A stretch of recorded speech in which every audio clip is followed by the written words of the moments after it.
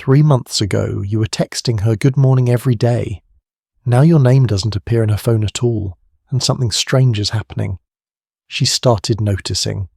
Not the way you think, not with relief or gratitude that you're finally giving her space. She's noticing the empty space itself, the hole where your consistency used to be, the silence where your voice used to fill. This is the paradox most men never understand. A woman can dismiss you when you're present and desperately miss you when you're absent. Not because women are manipulative, because the human brain doesn't register value until it experiences loss. Today, I'm breaking down the psychological timeline of how a woman goes from taking you for granted to realizing what she lost. This isn't theory. This is pattern recognition backed by behavioral psychology. Stay with me. Let me start with something uncomfortable. Being taken for granted isn't always intentional. Most women don't wake up thinking, I'm going to dismiss this man's efforts today. It happens gradually. You become part of the infrastructure of her life, like electricity or running water, essential but invisible, appreciated only when it's gone. Here's the psychological mechanism. When something is consistently available, the brain categorizes it as baseline, not bonus. Your good morning texts stop being sweet gestures and become expected routine. Your emotional support stops being valued effort and becomes assumed function. You transition from being a person she chooses to being a resource she uses, and she doesn't notice the transition until the resource disappears. This video isn't about blame. It's about understanding the psychological shift that happens when a man stops providing the consistency a woman has grown dependent on. Because that shift, that moment when absence becomes louder than presence, that's when missing begins. And it follows a predictable pattern. 7 stages, each one building on the last, each one revealing something about how female psychology processes loss. Let's break it down. Stage 1, the confusion phase. The first stage isn't missing, it's confusion. She doesn't immediately realize what's happening because the change is behavioral, not circumstantial. You didn't move away, you didn't die, you didn't get into a relationship with someone else, you just stopped trying. And her brain doesn't have a category for that. Here's what this looks like internally. She's used to a certain rhythm with you. You text, she responds when she feels like it. You initiate plans, she accepts or declines based on her mood. You show emotional investment, she receives it without reciprocating. This dynamic has been operating smoothly for weeks or months. Then suddenly the rhythm breaks. You stop texting first. You stop initiating. You stop showing investment. Her first reaction isn't, I miss him, it's, that's weird. Where's his good morning text? Why hasn't he checked in? Did something happen? The confusion phase is characterized by a mismatch between expectation and reality. Her brain expected your behavior to continue indefinitely. When it doesn't, she experiences cognitive dissonance. Most women won't reach out during this phase. Instead, they watch. They check your social media more frequently. They notice when you're online. They wait to see if you'll resume the pattern. Because in her mind, this is temporary. A mood, a busy week. Maybe he's testing me. The thought that you've actually changed your level of investment hasn't landed yet. This phase typically lasts 3 to 7 days, depending on how consistent your previous behavior was. The more reliable you were before, the longer it takes for her to believe you've actually stopped. And here's the key. During this phase, she's not yet feeling loss. She's feeling confusion. The missing comes later, but the confusion is the first crack in the foundation of her taking you for granted. Watch what happens next, when confusion turns to concern. Stage 2, the concern phase. Confusion evolves into concern when the pattern doesn't resume. A few days become a week becomes 2, and now her brain starts generating explanations. Is he mad at me? Did I do something wrong? Is he talking to someone else? This is the concern phase, and it's where her ego and her emotions start having their first conflict. Her ego says, if he's upset, he should communicate like an adult. I didn't do anything wrong, so why would I reach out first? If he wants space, I'll give him space. The ego protects her from having to acknowledge that maybe, just maybe, she wasn't treating you well. But her emotions are starting to send different signals. A slight anxiety when she checks her phone and your name isn't there. A small deflation when she posts something she knows you would have commented on and you don't. A growing awareness that your attention, which she never consciously valued, is suddenly absent and it feels wrong. Most women will test during this phase, not directly but subtly. She might post a story she knows you'll see. She might like one of your old photos. She might send a meme with no context just to see if you engage. These aren't expressions of missing you yet. They're reconnaissance. She's trying to gauge where your head is without exposing herself to the vulnerability of actually asking. Here's the psychological truth. Women are exceptionally skilled at getting what they want without appearing to chase it.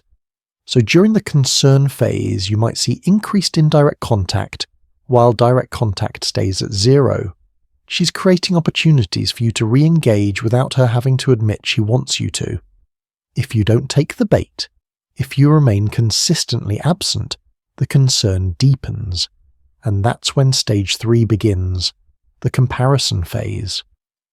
Stage 3, the comparison phase. This is where the missing actually starts to take root. The comparison phase happens when she begins, often unconsciously, to compare her current experience to what she had with you. And this is devastating for her because comparison is how the brain assigns value. You don't know something was good until you experience something worse. Let's say she goes on a date with someone new. Objectively, he might be attractive, successful, interesting. But something's off. He doesn't ask follow-up questions the way you did. He doesn't remember the small details she mentioned. He doesn't make her feel heard the way you made her feel heard. The date is fine, but it's not you. Or maybe she has a bad day. Normally, she would have texted you. You would have known what to say. You would have made her laugh or at least made her feel less alone. But you're not available anymore. So she texts someone else. And their response is generic, unhelpful, or worse, they make it about themselves. And in that moment, she feels the absence of your emotional intelligence. Here's what's happening. Psychologically, every interaction she has with other people becomes a mirror that reflects what she lost. The comparison isn't fair to the other people, because she's not really evaluating them. She's measuring the gap between what she has now and what she had with you. And that gap is where the missing lives. During this phase, she starts remembering things she didn't consciously appreciate before. How you always knew when something was wrong even when she said she was fine. How you never made her explain herself. How you created a safe space where she could be messy and you wouldn't judge. All the things she took for granted when they were available now become the thing she craves. The comparison phase is brutal because it forces her to confront an uncomfortable truth. She had something valuable, and she didn't recognize it until it was gone. And if she's honest with herself, which most women are during this phase, she also has to acknowledge that she might have contributed to losing it. That acknowledgement triggers stage 4, the regret phase. Stage 4, the regret phase. Regret is the emotional experience of understanding that your past choices created your current suffering. And when a woman who took you for granted enters the regret phase, it's painful. Not dramatic, not performative, just quietly painful in a way that stays with her. This is when the late-night thoughts start.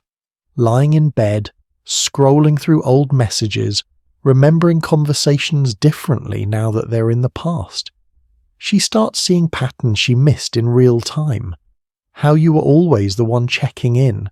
How you were always the one making an effort. How you were always the one being patient when she was difficult. And the regret isn't just about losing you. It's about seeing herself clearly and not liking what she sees. She realizes she was the person who took someone's kindness for weakness, who mistook consistency for desperation, who assumed loyalty was guaranteed rather than earned. That self-awareness stings. During this phase, you might see behavioral changes.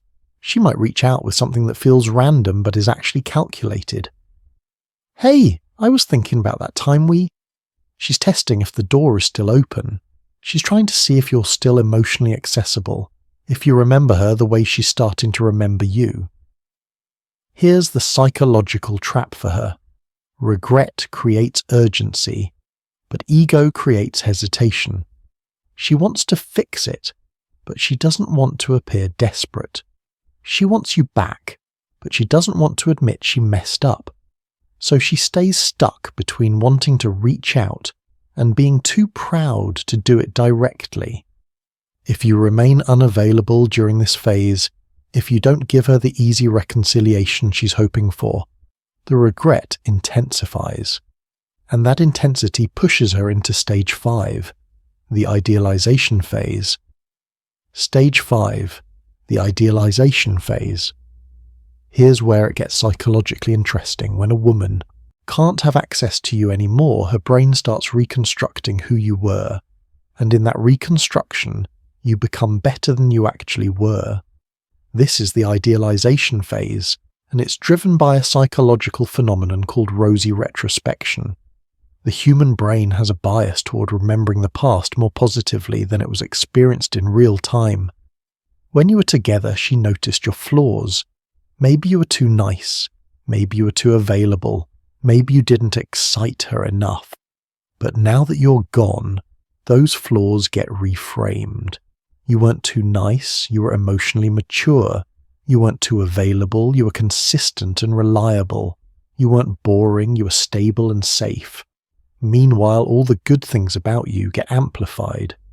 Your sense of humor becomes, "Nobody made me laugh like he did." Your emotional intelligence becomes, "He understood me in ways nobody else does."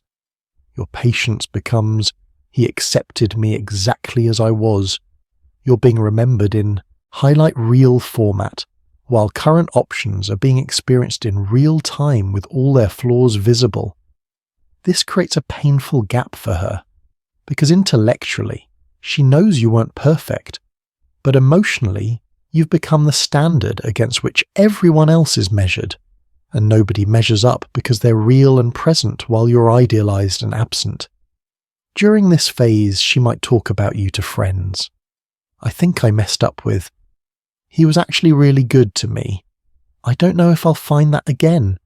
She's processing loss by verbalizing regret, and every time she says it out loud, it becomes more real. The idealization phase is dangerous for her because it locks her in a loop. She misses the idealized version of you, which creates urgency to reconnect. But if she reaches out and you're not the idealized version she's constructed, she'll be disappointed. So she hesitates. And in that hesitation, stage 6 develops, the acceptance phase. Stage 6, the acceptance phase. Eventually, if you maintain your absence, she reaches acceptance. But acceptance doesn't mean she stops missing you. It means she stops fighting the reality that you're gone. This is the phase where she integrates the loss and moves forward. But the missing doesn't disappear. It just becomes something she lives with. The acceptance phase is marked by a shift in how she talks about you. Past tense becomes permanent.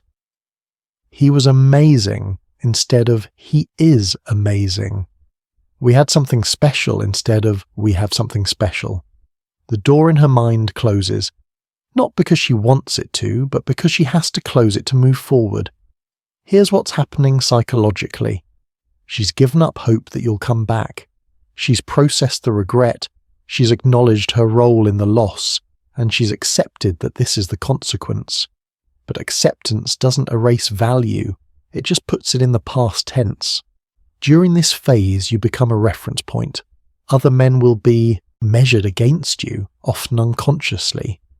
She'll find herself thinking, he would have handled that better, or he would have known what I needed. You become the ghost in her future relationships, not because you were perfect, but because you were the last person who made her feel something she hasn't found again. Some women never move past this phase. You become the one that got away, not because the relationship was perfect, but because the timing was wrong.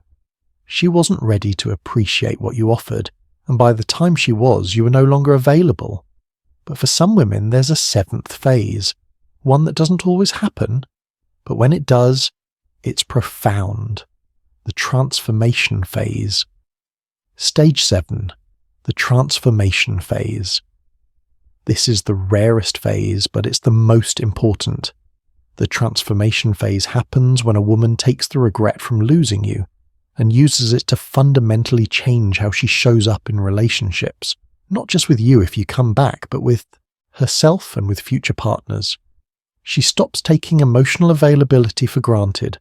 She starts recognizing effort when it's being given instead of only after it's withdrawn. She learns to appreciate consistency rather than mistaking it for weakness.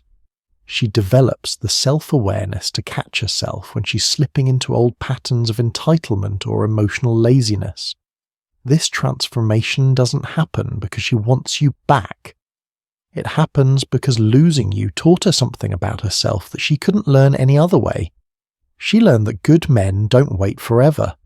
The patience has limits. That loyalty, once broken, doesn't always repair. That taking someone for granted doesn't just hurt them, it robs her of something valuable.